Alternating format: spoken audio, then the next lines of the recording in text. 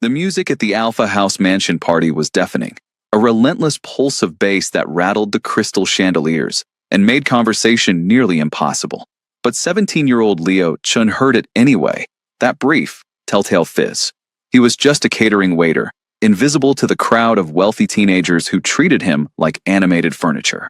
While clearing champagne flutes from a mahogany side table, he glanced up at exactly the wrong, or perhaps exactly the right, moment. Chad Morrison, Alpha House's golden boy and starting quarterback, stood at the marble bar with his back partially turned. His Letterman jacket gleamed under the recessed lighting. In his right hand, barely concealed by his palm, was a small white pill. His left hand hovered over two red Solo cups. Leo's blood ran cold as he watched Chad's thumb press down. The pill dissolved with a soft hiss into the drink on the left, the one destined for the new girl standing just a few feet away, laughing nervously at something Chad's friend had said. Raven something. Leo didn't know her last name. She'd transferred to Eastbrook Preparatory just 2 weeks ago. All black leather jacket, dark eyeliner, and an aura that screamed she didn't belong in this world of trust funds and summer houses in the Hamptons. She looked tough, guarded, like she'd built walls around herself. Those walls wouldn't save her from what was in that cup. Leo had maybe 2 seconds to make a choice.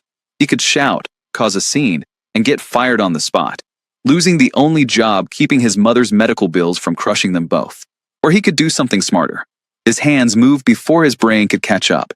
Leo walked forward with his tray, angling toward the bar. 3 steps. 2. 1. He tripped. The silver tray clattered against the bar's edge. Cocktail napkins flew like doves. Champagne flutes toppled in a cascade of glass and golden liquid. In the chaos of his clumsy accident, Leo's hands moved with practiced precision, a sleight he'd learned doing card tricks on street corners to earn extra cash. Left cup, right cup, switch. Watch it, you idiot. Chad's voice cut through the music, sharp with contempt. He grabbed the nearest cup, his own cup now, the one with the dissolved pill fizzing gently in cheap vodka and cranberry juice, and took a long, deliberate sip. A power move, a way of showing dominance over the incompetent help. Leo mumbled an apology, hands shaking as he gathered the scattered napkins. Chad's friends laughed. Someone called him Butterfingers. Raven looked at him with something like pity. None of them knew. Chad didn't know he'd just drugged himself. He didn't know that Raven was actually Raven Castellano, daughter of Rocco the Hammer Castellano, president of the Iron Spartans Motorcycle Club and one of the most feared men in 3 counties. And he certainly didn't know that in exactly 10 minutes, when the Rohypnol hit his system like a freight train, he was going to wake up staring into the eyes of a very angry father who knew exactly what had been in that drink. The switch had been made. The countdown had begun. Leo Chun had perfected the art of being invisible. It was a survival skill he'd learned early, growing up in the poorer neighborhoods of Bridgeport while attending Eastbrook Prep on a needs-based scholarship.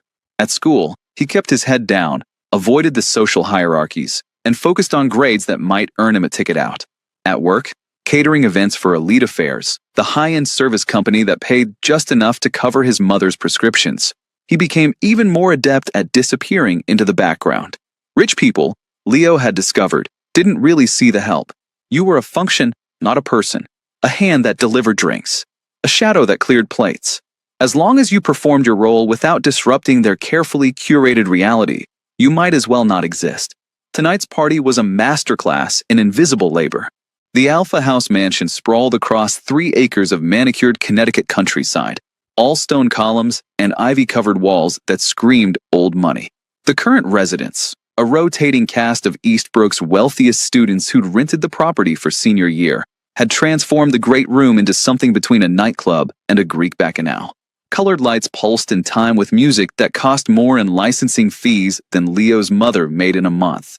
A DJ booth had been erected near the marble fireplace.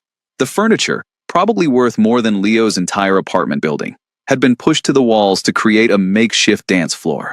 Teenagers in designer clothes gyrated and shrieked, drunk on vodka their fake IDs had purchased and privilege their birth certificates had guaranteed. Leo moved through them like a ghost, his white serving jacket and black bow tie his uniform of invisibility. He carried a tray of crab cakes that cost $40 per dozen and watched the children of CEOs and senators pop them into their mouths without a second thought. More champagne over here. A girl in a dress that probably cost $3,000 snapped her fingers at him without making eye contact.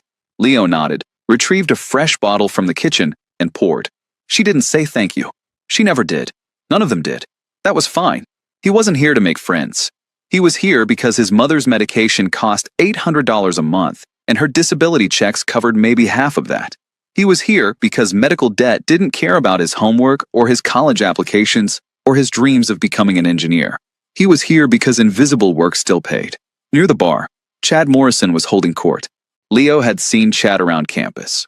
Hard to miss the 6'3" quarterback with the $1 million smile and the kind of easy confidence that came from never being told no. Chad was Eastbrook royalty, captain of the football team, son of a hedge fund manager, and rumored to be dating 3 girls simultaneously. He wore his privilege like his Letterman jacket, casually, as if he'd been born wearing it.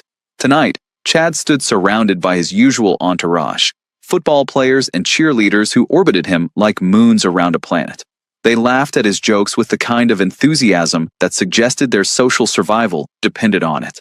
But Chad's attention was elsewhere.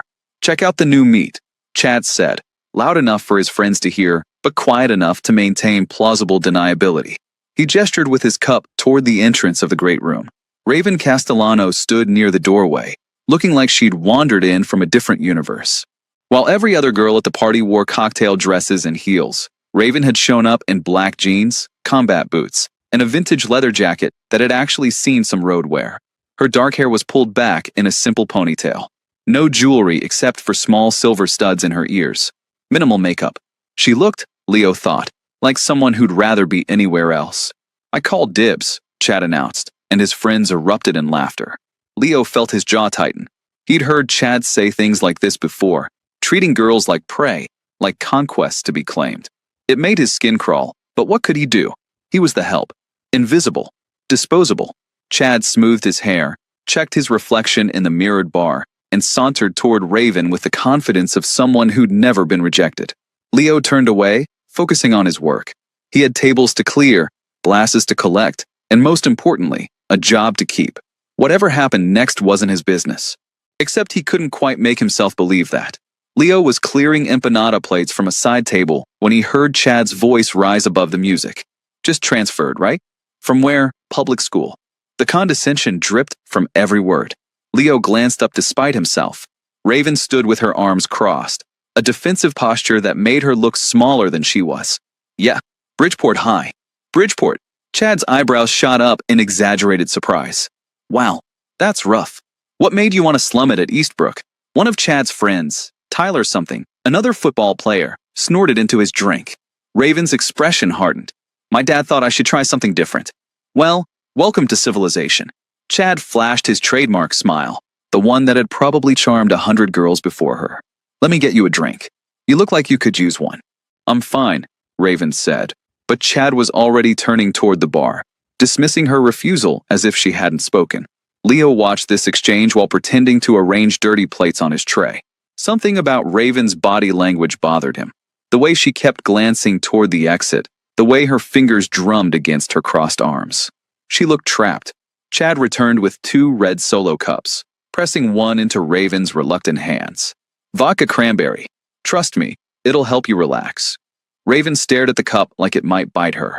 Chad took a sip from his own drink, then launched into what was clearly a rehearsed story about the football team's championship prospects. His friends gathered around, creating a casual semicircle that effectively boxed Raven in. Classic predator behavior. Separate the target from the herd, make escape difficult without causing a scene. Leo should have kept walking, should have minded his own business.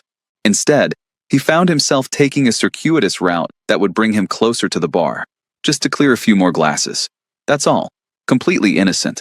He was 3 feet from Chad's group when he saw it happen. Chad was mid-sentence, gesticulating with his free hand about a play that had won them the regional finals. His friends were focused on him, hanging on every word. Raven had relaxed slightly, apparently deciding this was just harmless bro talk.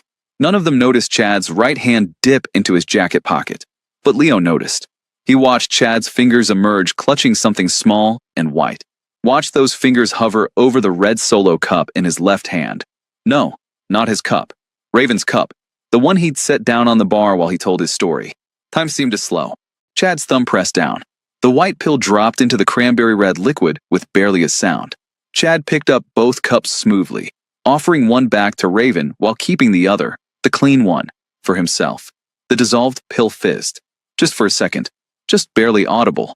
But Leo heard it. His heart hammered against his ribs. His hands went cold despite the warmth of the crowded room. This was happening, right in front of him, and nobody else had seen it. Chad was still talking, his smile never wavering. So anyway, you should come to the next game. I can get you field passes, VIP treatment. What do you say? Raven shifted her weight, still holding the drug drink. She hadn't taken a sip yet, but Chad was watching her now with the intensity of a hawk watching a mouse. Drink up, Chad said, his voice honey smooth. You look nervous. This'll help. Leo's mind raced.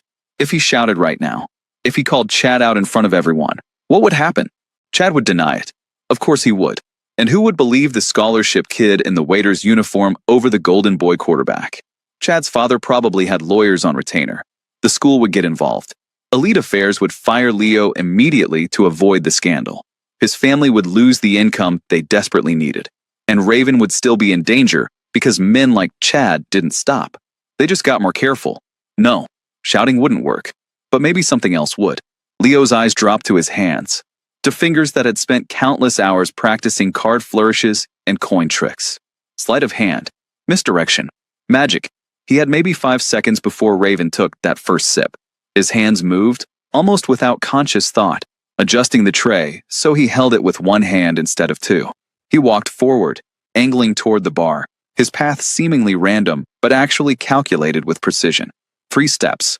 Chad was saying something about after parties and how the real fun always started after midnight. 2 steps. Raven's cup was rising toward her lips. 1 step. Leo's foot caught on absolutely nothing.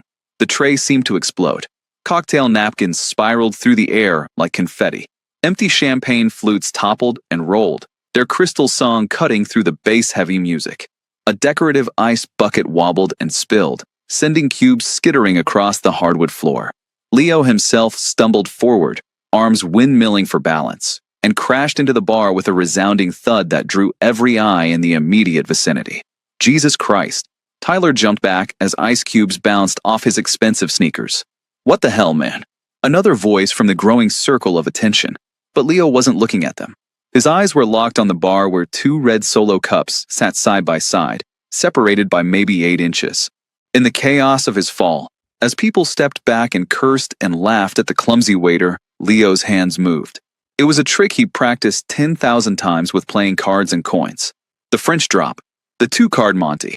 Misdirection through action. Your audience watched the obvious movement while missing the subtle one.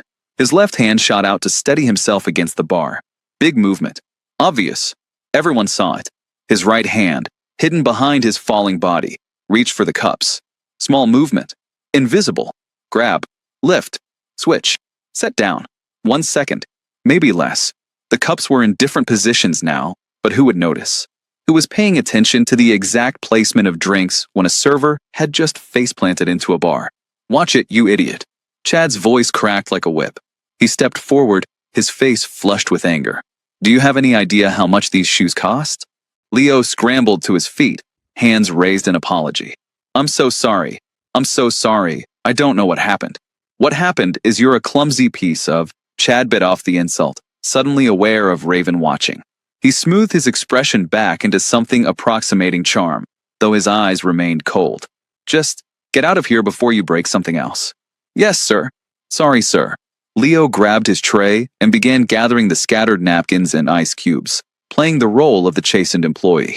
But his peripheral vision tracked Chad's hands.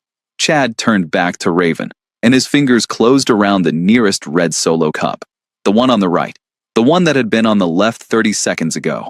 The one with the dissolved Rohypnol fizzing gently in the vodka cranberry mix. Where was I? Chad took a long pull from the cup, a power move, a way of showing dominance over the incompetent help who disrupted his game. Right, the after party. So like I was saying, he drank again, deeper this time. Leo's hands trembled as he picked up the last of the ice cubes. He could feel Raven's eyes on him, not angry like Chad's, but confused, maybe even concerned. Are you okay? She asked quietly. Leo nodded without looking at her. Fine. My fault. I'm really sorry. He retreated toward the kitchen with his loaded tray, leaving Chad and his friends to their conversation. His heart was still racing, adrenaline making his fingers shake so badly he nearly dropped a glass. He'd done it. The switch. But now what? The Rohypnol would take maybe 10 to 15 minutes to hit Chad's system, depending on his metabolism and how much he'd already had to drink. Once it did, the symptoms would be unmistakable: confusion, loss of motor control, possible unconsciousness. In a guy Chad's size, the dose meant for a smaller girl might not knock him out completely, but it would definitely mess him up. And then what? Would anyone make the connection? Would they figure out what had happened? Would they blame Leo? He pushed through the swinging door into the kitchen, where two other catering staff were plating more appetizers. "You good?" asked Marcus, one of the other servers. "Heard you took a spill." "Yeah, I'm fine. Just clumsy." "Well, be more careful. Mr. Chin doesn't pay us to break the client's stuff." Leo nodded and set down his tray, trying to calm his breathing. Through the door's window, he could see Chad still talking, still drinking, still playing the charming host, still digging his own grave, one sip at a time. Leo closed his eyes and said a silent prayer to whatever deity might be listening. "Please let this work. Please let her be safe. Please don't let anyone figure out what I did." The music pulsed. The party continued. And somewhere in that crowd, a white pill dissolved into someone's bloodstream, but not the person it had been intended for. The switch had been made. Now all Leo could do was wait. 11 minutes later, Chad Morrison's world started to tilt. He was mid-sentence, something about the Harvard scout who'd been at their last game, when the words got tangled in his mouth. His tongue felt thick, clumsy, like it belonged to someone else. The scout he was really impressed with my. What was he talking about? It seemed important, but the thoughts slipped away like water through his fingers. Tyler was staring at him. "Dude, you okay?" "Fine," Chad managed. "I'm totally." The room swam. The lights seemed too bright, leaving tracers across his vision. "I'm good." He wasn't good. His legs felt loose, disconnected from his body. He took a step toward Raven, beautiful, dark-haired Raven who he was definitely going to hook up with tonight, and nearly fell. Whoa, someone caught his arm.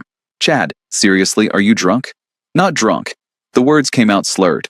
When had he become drunk? He'd only had a few beers. And that vodka cranberry. Had there been something in? No, that didn't make sense. He'd been the one who. The memory fragmented. He couldn't hold on to it. The floor lurched beneath him. Or maybe he lurched.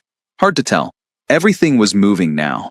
The walls breathing. The lights pulsing out of sync with the music. Faces looming close, and then swimming away. "Chad! Chad, can you hear me?" Someone was yelling. Why were they yelling? He tried to focus on the face in front of him, but couldn't quite manage it. Everything was blur and motion and a rising sense of panic that he couldn't articulate. His stomach turned over. "Oh shit, he's gonna." Chad vomited. It came suddenly, violently, splashing across his $200 sneakers and the hardwood floor that probably cost more per square foot than most people's cars. Vodka and cranberry juice and whatever he'd eaten earlier painted the ground in a grotesque abstract. The music stopped. Or maybe it didn't stop, but Chad's hearing cut out, leaving him in a bubble of cottony silence punctuated by muffled screams and shouts. His legs gave out. He felt himself falling. A long, slow tumble that seemed to take forever. The floor rose up to meet him, and then he was lying on his side in his own vomit, limbs twitching, unable to coordinate enough to stand. Faces swam above him. So many faces. All of them moving, shifting, melting into one another like a Dali painting. "Call 911. What's wrong with him? Is he having a seizure? Did he take something?" Chad tried to answer, tried to explain, but his mouth wouldn't cooperate. Drool ran from the corner of his lips. His vision tunneled. The panic was full-blown now, a screaming terror that he couldn't voice because his body had stopped obeying commands. This wasn't right. This wasn't supposed to happen.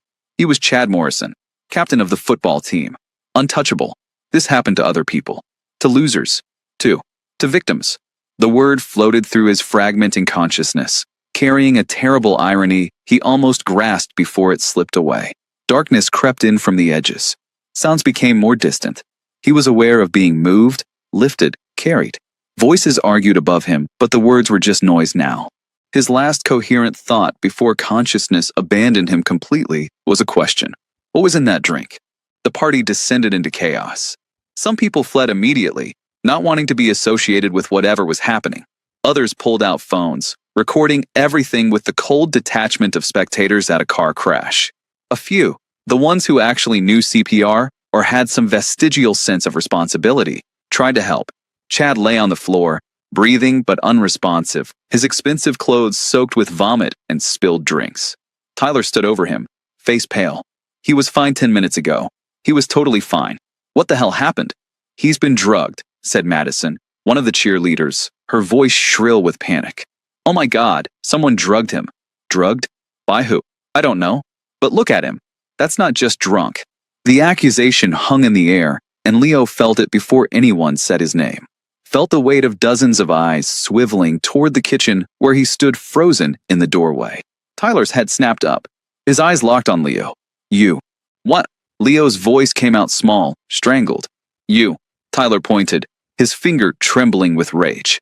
The waiter. You spilled drinks all over him. You were messing with the cups. I didn't, Leo started, but his voice was drowned out by the rising chorus. I saw him knock into the bar.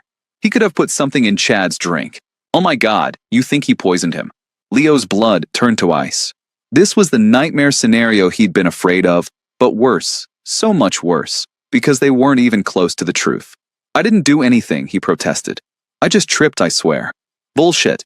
Tyler advanced on him, flanked by two other football players.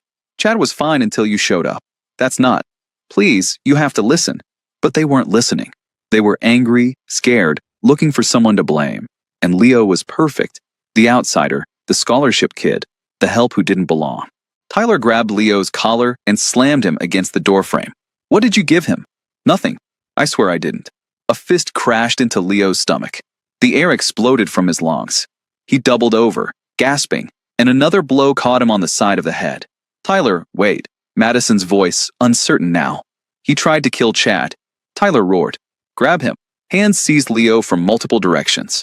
He tried to pull away, but there were too many of them and they were all bigger, stronger, running on adrenaline and mob mentality. They dragged him through the kitchen and out the back door into the mansion's garden. Leo's feet scrabbled for purchase on the flagstone path, but they hauled him forward anyway, his server's jacket tearing at the shoulder. The garden was dark, illuminated only by ornamental lights along the walking paths. Perfectly manicured hedges lined a central fountain. It would have been beautiful if Leo weren't being thrown to the ground beside a bed of roses. The first kick caught him in the ribs. You piece of shit. Another kick, this one to his back. Pain exploded up his spine. Leo curled into a ball, arms over his head, trying to protect his vital organs. This was happening. This was really happening. These rich kids were going to beat him to death in a garden that probably cost more to maintain than his family earned in a year. Stop, please. A shoe caught him in the kidney. He choked on a scream. What did you give him? What was it? I didn't. A kick to the shoulder cut off his words. Through the haze of pain, Leo managed to gasp out the truth, though he knew they wouldn't believe it. He did it to himself. I just switched them. What? The drinks. He put something in her drink. I switched the cups. Tyler crouched down, grabbing Leo's hair and yanking his head up. You're saying Chad drugged himself? That's your story. It's the truth, Leo wheezed. Blood ran from his nose. He was trying to drug that girl. Raven. I saw him. Tyler's fist drove into Leo's face. Stars exploded across his vision. Liar. Chad would never. He doesn't need to drug girls, you piece of. But Tyler didn't finish the sentence, because a new sound cut through the night. Engines. Not car engines. Deeper. More guttural. The kind of sound that made the ground vibrate and set off car alarms 3 blocks away. The beating stopped. Tyler released Leo's hair and stood up, looking toward the front of the mansion. What the hell is that? The sound grew louder. Closer. A rolling thunder of internal combustion and chrome and barely contained power. Then they appeared. Motorcycles. 20 of them, maybe more, roaring onto the manicured lawn like mechanical cavalry. They tore through the pristine flower beds, their headlights cutting through the darkness, their engines screaming defiance at the wealthy estate's carefully maintained silence. The lead bike, a massive chopper that looked like it had been built by someone who welded rage into metal, skidded to a stop near the garden gate. The rider killed the engine and dismounted in one fluid motion. He was enormous, 6'6" at least, with shoulders that belonged on a linebacker and arms covered in tattoos that writhed in the motorcycle's lights. His leather vest bore a patch, a skull wearing a Spartan helmet, crossed with lightning bolts. Below it, in bold letters, Iron Spartans MC. Below that, a single word, President. Rocco the Hammer Castellano surveyed the scene with eyes that missed nothing. His gaze swept from the frightened football players to the beaten teenager curled on the ground. Then he smiled. It was not a comforting expression. "Gentlemen," Rocco said, his voice carrying despite not being raised, "I'm looking for my daughter, and I suggest you tell me where she is before I get impatient." 30 seconds earlier, Raven Castellano had been standing in the great room, staring at her untouched red Solo cup with growing horror. The party had erupted into chaos when Chad collapsed. People screaming, someone crying, Madison yelling about drugs and poisoning while Tyler and his cronies dragged the waiter, Leo, she thought his name was, out the back door. Raven had stayed where she was, frozen, her mind working through what she'd witnessed. Chad had been fine, arrogant, condescending, but fine. He'd handed her a drink and started talking about football. Then that waiter had crashed into the bar, causing a commotion. After that, Chad had grabbed a cup and started drinking. A lot. More than seemed normal, actually. Like he was trying to prove something. And then, 10 minutes later, he'd started slurring his words. Stumbling, vomiting, collapsing. Those were symptoms Raven recognized. She'd been forced to sit through enough club-mandated safety seminars about date rape drugs to spot the signs. Her father had made every Iron Spartan daughter. She turned and saw it lying on its side on the floor where he dropped it. The liquid had mostly spilled out, but there was still a residue in the bottom. Raven walked over and picked it up, her hands steady despite the chaos around her. She sniffed this one too. Same smell. Vodka and cranberry. But something else. A faint chemical undertone that didn't belong. Her mind assembled the pieces. Chad had been holding 2 cups at the bar. He'd been about to give her one. The waiter had caused a disturbance. After the disturbance, Chad had grabbed the nearest cup and started drinking from it. But what if? What if the cups had gotten switched? What if Chad had drugged one of them, her drink, and then accidentally grabbed the wrong cup in the confusion? What if the waiter had? Oh shit. Raven's head snapped toward the back door where Tyler and his friends had disappeared with Leo. The blood drained from her face. They were beating someone who'd saved her. She dropped both cups and ran for the back door, shouldering past the gawkers and the phone-wielding witnesses. She burst into the garden and saw them. 3 football players kicking a curled-up figure on the ground. "Stop," she shouted, but they ignored her. Raven did the only thing she could think of. She pulled out her phone and hit speed dial number 1. Her father answered on the first ring. "Raven, you okay?" "Dad." Her voice was steady, but her hands shook.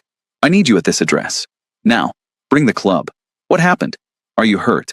"I'm fine, but someone tried to drug me, and now his friends are beating up the guy who saved me." There was a pause. Then, "Give me the address." Raven did. 10 minutes, Rocco said, and the line went dead.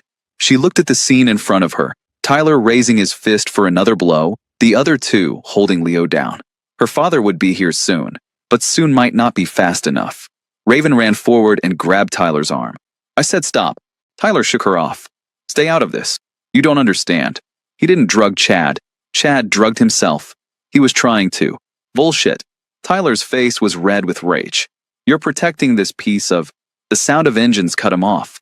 Tyler froze. They all froze. Even Leo, barely conscious on the ground, managed to lift his head slightly.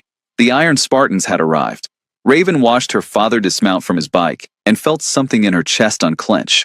She'd spent the last 6 months begging him to let her attend a normal school, to have a normal life without club guards following her everywhere. He'd reluctantly agreed, on the condition that she could call if she ever needed help. Well, she needed help. Rocco's eyes found hers first, scanning her from head to toe, checking for injuries. Then they moved to the 3 football players standing over a beaten teenager. "Raven," he said quietly, "come here." She walked to him, and he put one massive arm around her shoulders, not protectively, but in a way that made it clear to everyone watching that she was his. "Now," Rocco said, addressing Tyler and his friends, "who wants to tell me what the fuck is going on?" Tyler's bravado evaporated like morning dew under a blowtorch. 20 motorcycles had transformed the pristine lawn of the Alpha House mansion into something from a different world entirely. The bikers who dismounted were a study in controlled menace. Leather vests over muscled arms, tattoos that told stories of violence and brotherhood, faces that had seen things the rich kids could only imagine in their worst nightmares. and at the center of it all stood Rocco Castellano. I asked a question, Rocco said, his voice calm but carrying the weight of absolute authority. What is going on? Tyler's mouth opened and closed. No sound came out. One of the other football players, Brendan, Raven couldn't remember, found his voice first.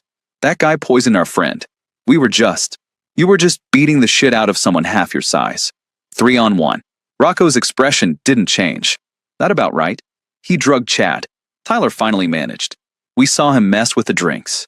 Is that so? Rocco's gaze shifted to Leo, who was trying to push himself up to a sitting position, blood running from his nose and a spectacular bruise forming on his cheekbone. You drugged somebody, kid? Leo shook his head, wincing at the movement. No, sir. I switched the cups. Chad put something in a drink meant for. He hesitated, then pointed at Raven. For her. I switched them so he drank it instead. The temperature in the garden seemed to drop about 20 degrees. Rocco's arm tightened around Raven's shoulders. Say that again. Chad Morrison was trying to drug your daughter, sir. I saw him put a pill in her drink. I caused a distraction and switched the cups. He drank the drugged one by accident. Tyler laughed, a nervous, desperate sound. That's bullshit. Chad doesn't need to drug girls. He's the quarterback. Girls throw themselves at him. Rocco looked at his daughter. This true? Raven nodded. I think so. The timeline fits. Chad's symptoms match Rohypnol or something similar. And Dad. She held his gaze. I smelled his cup. There's something in it that doesn't belong. Where is this Chad now? Inside. Unconscious on the floor. Rocco's jaw tightened. He turned to one of his club members, a man with Sergeant at Arms on his vest. Snake, go inside. Find the kid who's passed out. Get the paramedics to test his blood. I want to know exactly what's in his system. Snake nodded and headed for the mansion, followed by 2 other bikers. Rocco's attention returned to Tyler and his friends. You 3, on your knees. What? No way. Now, the command was delivered with such force that all 3 dropped automatically, their knees hitting the flagstone with audible thuds. Rocco released Raven and walked toward them with the deliberate pace of a man who had all the time in the world. He stopped in front of Tyler, looming over him like a mountain. Let me explain something to you, boy. That kid on the ground, the one you were kicking, just saved my daughter from being raped. You understand that? While you and your rich friends were partying, he was the only one paying attention. The only one who gave enough of a shit to do something. We didn't know. You didn't care to know. You saw an easy target, and you took your shot. Rocco crouched down, so he was eye level with Tyler. But here's the thing about easy targets. Sometimes they got friends you don't see coming. Tyler was openly crying now. Please, we didn't mean. Shut up. Rocco stood and turned to where 2 of his bikers were helping Leo to his feet. Bring him here. They half carried Leo over. Up close, the damage was more apparent. Split lip, swelling eye. The way he held his ribs suggested bruising at minimum. But his eyes were clear, alert, tracking everything. Smart kid, Rocco thought. Scared, hurting, but not broken. What's your name, son? Leo Chun, sir. How old are you? 17. You work for the catering company? Yes, sir. Rocco studied him for a long moment. You know who I am? Not until tonight, sir. But I can guess. Despite everything, Rocco felt his lips twitch toward a smile. Smart and brave. Dangerous combination. He looked at Raven. You confirm this kid saved you? Yes. Raven walked over to stand beside Leo. Dad, if he hadn't switched those drinks, if I'd drunk what Chad meant me to drink. She didn't finish the sentence. She didn't need to. Rocco's hands curled into fists at his sides. He took a deep breath, forcing himself to think instead of react. The rage was there, an inferno in his chest, but rage could be channeled. Focused. Used. Snake, he called out. The sergeant at arms appeared at the back door. Yeah, boss. What did you find? Paramedics just got here. They're doing a tox screen now, but they found these in the kid's jacket pocket. Snake held up a small plastic bag containing 3 white pills. Rohypnol. Street name Roofies. Probably bought them from that dealer who works out of the marina. Rocco nodded slowly. And the kid's condition? Unconscious, elevated heart rate, suppressed respiration. Medics say it's consistent with Rohypnol poisoning. They're taking him to County General. Good. Make sure the cops meet them there. I want a full report, full tox screen, and I want those pills logged as evidence. You got it. Rocco turned back to Tyler and his friends, who were still on their knees. Stand up. They scrambled to their feet. You're going to walk into that house, Rocco said quietly. And you're going to tell everyone what really happened. You're going to tell them that Chad Morrison tried to drug a girl and accidentally drugged himself. You're going to tell them that this young man, he indicated Leo, saved someone tonight.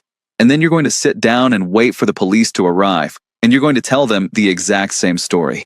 You understand, but Chad's our friend. Chad's a rapist, Rocco interrupted. And you almost beat to death the only person in this whole fucking mansion with any kind of moral compass. So you're going to make this right, or I'm going to make you wish you had. The threat hung in the air, unambiguous and terrifying. Tyler nodded rapidly. Okay, yes, we'll tell them. Good, now get out of my sight. They ran. The great room had transformed into something between a crime scene and a circus. Paramedics worked on Chad, checking vitals and preparing to transport. Police officers had arrived, 2 squad cars initially, though Rocco suspected more would come once they heard his club was involved. Frightened teenagers huddled in corners, being questioned by cops who looked like they'd rather be anywhere else. And through it all, Rocco's bikers moved with purpose, corralling witnesses, securing evidence, making sure nobody left before giving a statement. The lead police officer, a sergeant named Martinez who'd worked the Bridgeport area for 20 years and knew better than to antagonize the Iron Spartans without cause, approached Rocco with a wary expression. Mr. Castellano, didn't expect to see you here. My daughter was at this party, Sergeant. Imagine my surprise when she called to tell me someone tried to drug her. Martinez's eyes widened slightly. Your daughter? Which one? Rocco pointed to where Raven sat on a couch, giving her statement to a female officer. The one who almost became another statistic tonight. Jesus. Martinez pulled out a notebook. All right, I need to get your statement. But first, we've got witnesses saying there was an assault. 3 football players beating someone in the garden. That would be the young man who saved my daughter. Rocco gestured to where Leo sat with the club's medic, a former Army corpsman named Doc who'd seen combat in 2 wars and wasn't impressed by garden-variety fistfights.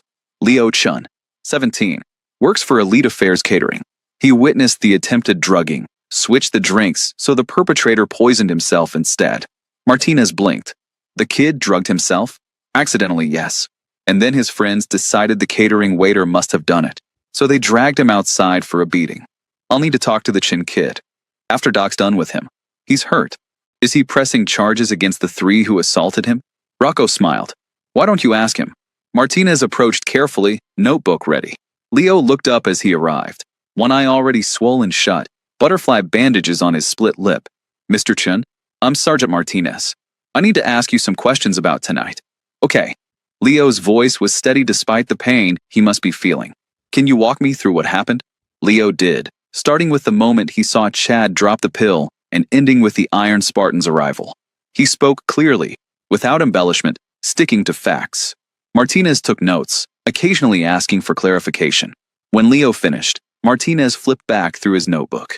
And you're certain you saw Chad Morrison put a substance into a drink intended for Raven Castellano? Yes, sir. I saw it clearly. Why didn't you report it immediately? I was afraid no one would believe me. I'm just the help. Chad's the quarterback. His family has money and lawyers. I thought if I accused him, I'd just get fired and he'd do it anyway. Leo's one good, I met Martinez's gaze. So I did what I could. I switched the cups. That was quick thinking. I do card tricks as a hobby. Sleight of hand. It seemed like the best option. Martinez nodded slowly. And after Chad collapsed, 3 students, Tyler Henderson, Brandon Walsh, and Derek Chun, assaulted you? Yes, sir. Do you want to press charges? Leo hesitated. Rocco could see the calculation happening behind that swollen eye, weighing the consequences, considering the ramifications. No, sir, Leo said finally. They were scared and angry and looking for someone to blame. I understand that. I just want to go home. Martinez looked surprised. You're sure? They did a number on you. I'm sure. They were wrong, but I don't think they're bad people. They just didn't know. Rocco felt something shift in his chest. This kid, beaten, bruised, probably in serious pain, was showing more grace than most adults could manage. Martinez closed his notebook. All right, but I'll need you to come down to the station tomorrow to give a formal statement. Bring a parent or guardian. Yes, sir. My mother can come. Good kid. Martinez stood and turned to Rocco. Mr. Castellano, can I have a word? They walked a few feet away, out of earshot of the others. That's one hell of a brave kid, Martinez said quietly. That he is. And one hell of a lucky girl. if he hadn't been there. I know. Martinez studied Rocco's face. You planning to do anything unofficial about this Morrison kid? Rocco smiled, but there was no warmth in it. Sergeant, do I look like the kind of man who breaks the law? Rocco, the Chad Morrison is going to the hospital with Rohypnol in his system and pills in his pocket. He's going to be questioned by police. His talk screen is going to show he ingested the same substance found in his possession. Every witness here is going to tell you he was the one holding those drinks, that he offered one to my daughter, that he collapsed after drinking from his own cup. Rocco's voice remained calm, almost pleasant. The evidence speaks for itself. Rich kid with a reputation for aggressive behavior toward women gets caught with date rape drugs. That's a hell of a scandal for his family. Might even lead to criminal charges. And if it doesn't, the smile widened slightly. Well, word gets around. Parents talk. Colleges talk. Harvard doesn't tend to recruit students with that kind of reputation. Full-ride scholarships get pulled. Social circles close up tighter than a drum. Martinez nodded slowly. So you're saying the legal system will handle it? I'm saying Chad Morrison's life as he knows it is over. Whether that happens in a courtroom or not, that's above my pay grade. And if it doesn't happen, if his daddy's lawyers make this go away, Rocco's expression hardened. Then I'll reevaluate my faith in the justice system. But I suspect it won't come to that. Too many witnesses. Too much evidence. And Martinez. He leaned in slightly. My daughter is 17 years old. She's smart and tough and trying to live a normal life. Tonight, someone tried to take that away from her. That's not something I forget. I'm not asking you to forget. I'm asking you to let the law handle it. The law, Rocco said, is handling it right now. You're here. The medics are here. Evidence is being collected. I called you, remember? I'm cooperating fully. Martinez sighed. All right, keep it that way. Sergeant, you've known me for what, 15 years? Have I ever given you a reason to think I'm stupid? No, but I've seen what happens when people go after your family. Then you understand why I'm being so patient right now. Rocco's voice dropped to barely above a whisper. But make no mistake, that patience has limits. If the system fails my daughter, I won't. They stared at each other for a long moment, understanding passing between them. Finally, Martinez nodded. Fair enough. Just keep it legal. Don't I always? Martinez snorted and walked away to continue his investigation. Rocco returned to where Leo sat with document. How is he? Bruised ribs, mild concussion, various contusions. Nothing broken, nothing that won't heal. Doc looked up. Kid's tough. Took a beating and stayed conscious. I noticed. Rocco crouched down in front of Leo. You got a ride home? I was going to call a taxi. Like hell you are. Rocco pulled out his phone. Give me your address. We'll get you home safe. That's not necessary. Kid, you saved my daughter from a predator. It's absolutely necessary. Rocco's tone left no room for argument. Besides, I need to talk to your mother. Leo's good, I widened slightly. My mother? Yeah, got some things to discuss with her. The ride to Leo's apartment took 45 minutes through empty Connecticut roads. Leo rode in Rocco's truck, a massive F-250 that made the smaller vehicles on the highway look like toys. Raven sat in the back seat, quiet but alert, watching her father navigate with the same careful precision he applied to everything. 2 motorcycles followed them. Insurance, Rocco called it, though he didn't specify what they were insuring against. You live far from the party, Rocco observed. Bridgeport, Leo said quietly. Different zip code, different world, but same school. Scholarship, academic and need-based. Smart kid then. Figured as much. Leo didn't respond to that. He was staring out the window, watching the neighborhood's transition from wealthy to working class, from pristine lawns to chain-link fences. Your mother know where you were tonight? Rocco asked. She knew I was working a party. She doesn't ask too many questions. She's sick. Multiple sclerosis. She tries not to worry. So you take care of her. It wasn't a question. Rocco could see the pattern, the scholarship, the catering job, the kid who thought fast under pressure because he was used to having no safety net. We take care of each other, Leo said. They pulled up in front of a 3-story apartment building that had seen better decades. The exterior was clean but worn, maintained by people who cared but didn't have much to work with. Leo fumbled for the door handle. Thank you for the ride. You really didn't have to. I'm coming up. Mr. Castellano. Rocco. And I'm coming up. Need to meet your mother. Leo looked like he wanted to argue, but something in Rocco's expression must have convinced him it was pointless. 2nd floor. Apartment 2B. They climbed the stairs, Rocco, Raven, and Leo, with the 2 bikers waiting by the truck. The hallway smelled like cooking and cleaning products. Someone's TV played too loud through thin walls. Leo unlocked the door and called out, "Mom? It's me. I'm home early." A woman appeared from the kitchen, mid-40s with graying hair and a warm smile that faltered when she saw Leo's face. "Jesus, Leo? What happened?" "I'm okay, Mom. Just a misunderstanding. He hesitated. "These are friends. Rocco and Raven Castellano. They gave me a ride home." Mrs. Chin looked from the enormous biker to the teenage girl to her injured son and back again. "Friends. May we come in, Mrs. Chun?" Rocco asked politely. She stepped aside, and they entered the small but meticulously clean apartment. The furniture was old but well-maintained. Family photos covered one wall. Medical equipment, a walker, a cane, prescription bottles, occupied one corner. Mrs. Chun gestured to the couch. "Please sit. Can I get you some tea?" "No, thank you." Rocco waited until everyone was seated before continuing. "Mrs. Chun, your son did something very brave tonight. He prevented a serious crime and likely saved someone from significant harm." Mrs. Chin's eyes went to Raven, then back to Rocco. "What kind of crime?" "Attempted sexual assault. My daughter was the intended target." The color drained from Mrs. Chin's face. "Oh my God. Leo, is that why?" "The people who heard him didn't know what he'd done," Rocco said quickly. "They thought he was responsible for something he actually prevented. It's been sorted out. The police have the full story." "The police?" Mrs. Chin looked at Leo. "You're not in trouble?" "No, Mom. I promise." Rocco leaned forward. "Mrs. Chun, I don't know if Leo told you, but I run a motorcycle club, the Iron Spartans. We operate in the gray areas sometimes, but we have certain principles. One of them is that we pay our debts. I don't understand. Your son saved my daughter tonight. That's not a small thing. That's the kind of thing that keeps me up at night thinking about what could have happened if he hadn't been there, hadn't been paying attention, hadn't been brave enough to act." Rocco pulled an envelope from his jacket pocket and placed it on the coffee table. "What's this?" Mrs. Chin asked. "Two things. First is payment for your medical bills. All of them. Whatever you owe, whatever insurance doesn't cover, it's handled." Mrs. Chin's hand went to her mouth. "Mr. Castellano, I can't." "You can, and you will. Second thing is a college fund for Leo. Full ride. Wherever he wants to go, whatever he wants to study. Harvard, MIT, doesn't matter. It's covered." Leo was staring at the envelope like it might explode. "Sir, that's too much. I just did what anyone should." "But most people don't," Rocco interrupted. "Most people look away. Most people decide it's not their problem. You didn't. You risked your job, your safety, to protect a stranger. That kind of character is rare, Leo. Rare enough that I want to make sure the world doesn't beat it out of you." Tears were running down Mrs. Chin's face. "Why? Why would you do this?" Rocco looked at Raven, who'd been silent through the whole conversation. She nodded slightly. "Because someone protected my daughter when I couldn't," Rocco said simply. "Because he watched her back.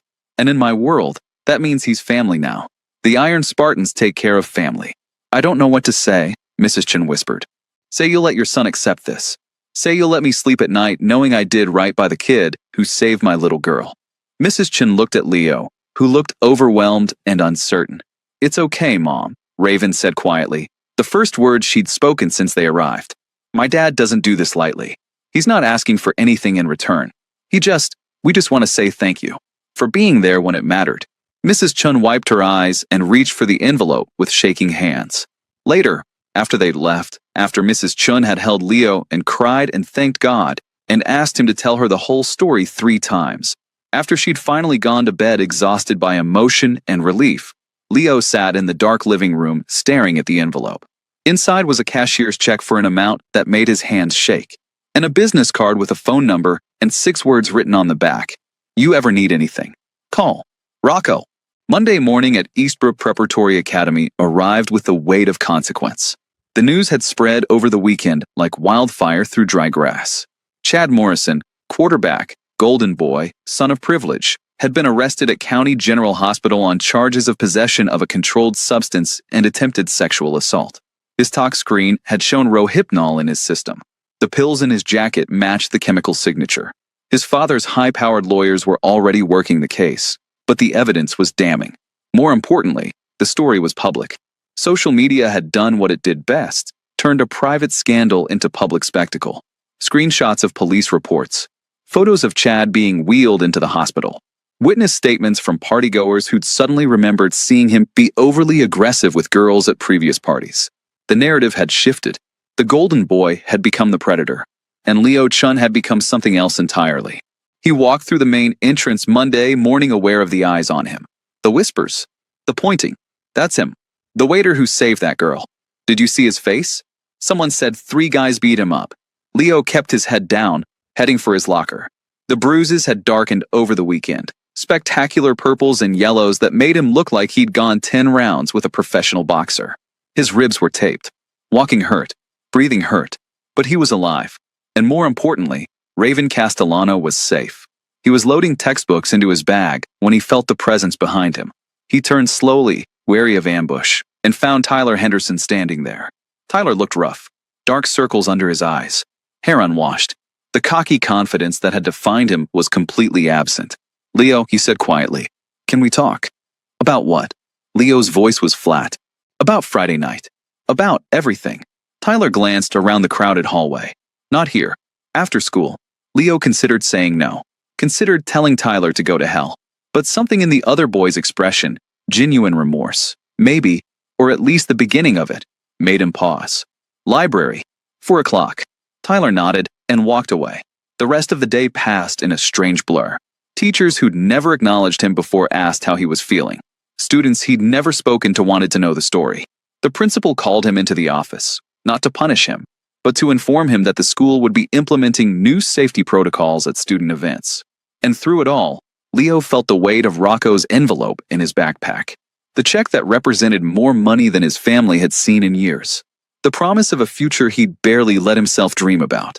At 4 o'clock, he found Tyler waiting at a back table in the library, away from other students. Leo sat down carefully, his ribs protesting. "What do you want?" "To apologize." Tyler met his eyes. "For what we did. For not listening. For everything." "Okay. That's it. Just okay. What do you want me to say, Tyler?" "You beat the shit out of me because you were scared and angry and looking for someone to blame. I get it. It's done. But it's not done," Tyler said urgently. "I can't stop thinking about it. About what almost happened to Raven. About what Chad tried to do. About how we all knew he was aggressive with girls and nobody said anything because he was the quarterback." Leo studied him. "So what are you going to do about it?" "I don't know. That's why I wanted to talk to you. You did something. When everyone else was just partying and not paying attention, you actually did something. How did you know what to do?" "I didn't know. I couldn't stand there and watch it happen." "But you risked your job. You could have gotten hurt, and you did get hurt. Why take that risk for someone you didn't even know?" Leo thought about it. "My mom raised me to believe that if you can help someone and you don't, that's the same as hurting them. I could help. So I did."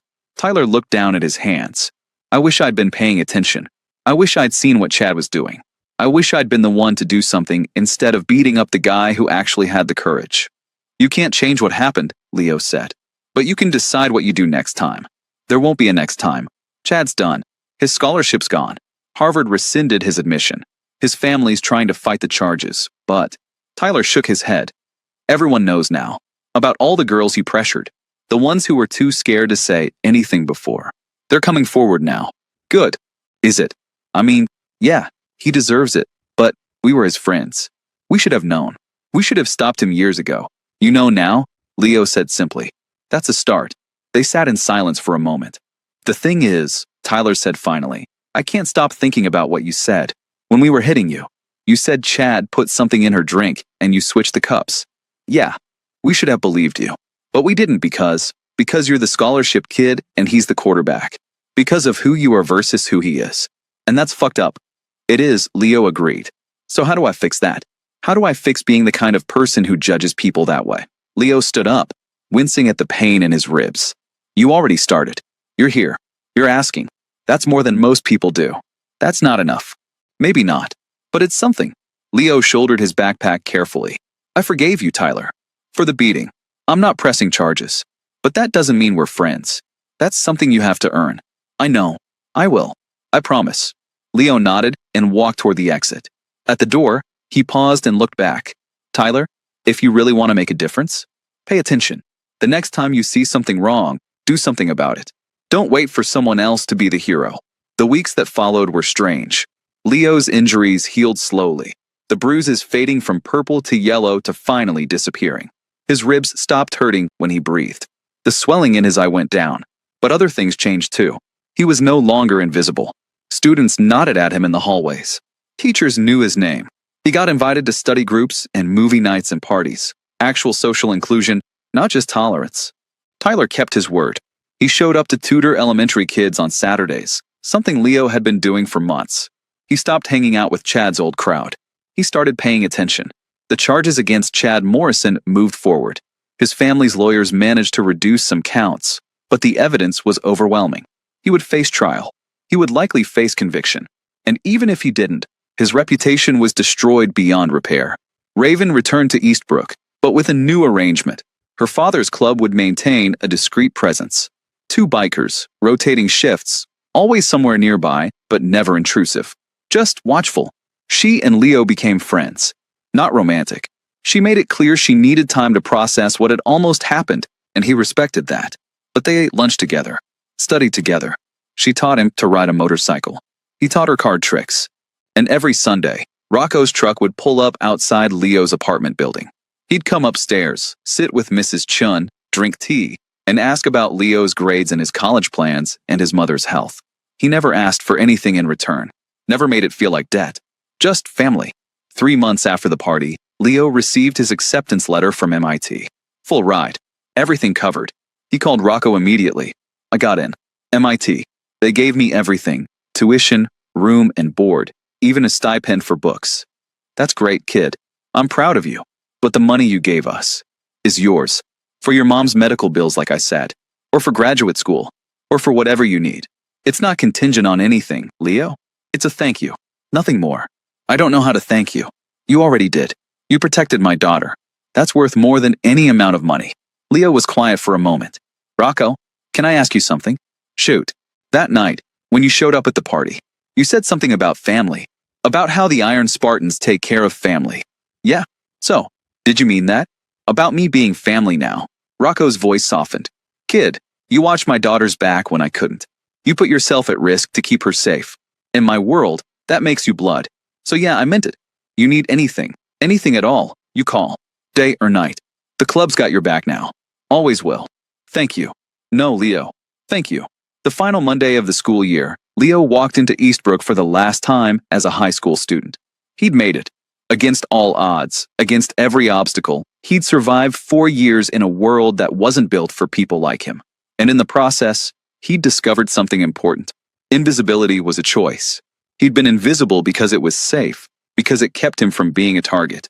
But that night at the party, he'd chosen to be seen, to act, to matter. And everything had changed. As he approached his locker, he noticed something strange. 2 men in leather vests leaning against the wall, arms crossed, watching the students flow past. The Iron Spartans' patches were clearly visible. One of them, Snake, the sergeant-at-arms, caught Leo's eye and nodded. Leo nodded back, understanding. Rocco had made good on his promise. The club was watching, protecting, making sure nothing happened to the kid who'd saved the president's daughter. Leo smiled and opened his locker. Inside, someone had taped a note. Heard what you did at the Morrison party. You're a real hero. Anonymous. Below it, another note. Thank you for showing us what courage looks like. The Eastbrook Women's Initiative. And below that, a third note, this one on expensive stationery. Mr. Chun, I would like to discuss a summer internship at my company. Your quick thinking and moral courage are exactly the qualities we value. Please contact my office. Richard Zhang, CEO, Zhang Technologies. Leo stared at the notes, at the opportunities suddenly available to him, at the life that had opened up because he'd chosen to do the right thing when it mattered. The bell rang. Students rushed to class. And Leo Chun, former invisible waiter, current hero, future MIT engineer, walked to his final period with his head held high. He was seen now, and he would never be invisible again. 5 years later, Leo Chun stood in a lecture hall at MIT, defending his master's thesis on ethical AI development. The room was packed, professors, fellow students, and a few guests from the industry. In the back row, mostly hidden from view, sat 4 people who didn't quite fit the academic atmosphere. Rocco Castellano, graying now, but still massive, still commanding. Raven Castellano, 22, and finishing her own degree in criminal justice. Snake, the sergeant-at-arms, looking uncomfortable in a button-down shirt instead of his usual leather. And Mrs. Chun, Healthy now thanks to better medication and better care, beaming with pride at her son. Leo's presentation was flawless. His research on building ethical decision-making into autonomous systems had attracted attention from major tech companies. His thesis advisor had already told him he had job offers waiting from Google, Tesla, and 3 startups.